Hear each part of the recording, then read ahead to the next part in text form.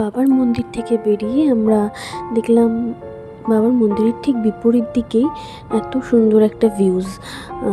উপর থেকে যেহেতু অনেকটা উঁচুতে উঠেছিলাম আমরা, ওই মন্দিরের পাশ থেকেই একটা জায়গা ছিল বসার, ওখান থেকে আমি ভিডিওটা ক্লিপটা নিই। এত সুন্দর লাগছিল এই সবুজ ঘেরা বৃষ্টি পাহাড় দেখতে, অপরূপ সুন্দর। তারপরে আমরা ওখান থেকে টোটো করে এসেছি একটা ঝর্ণার সামনে।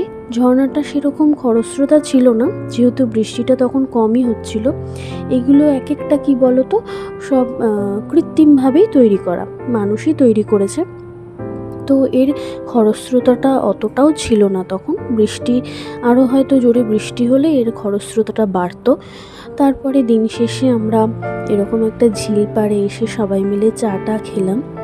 সেখান থেকেই আমি এই ভিডিওটা ছোট্ট ক্লিপ নিয়েছি, যেখানে আমরা বোটিং করলাম এতক্ষণ। তো নেক্সট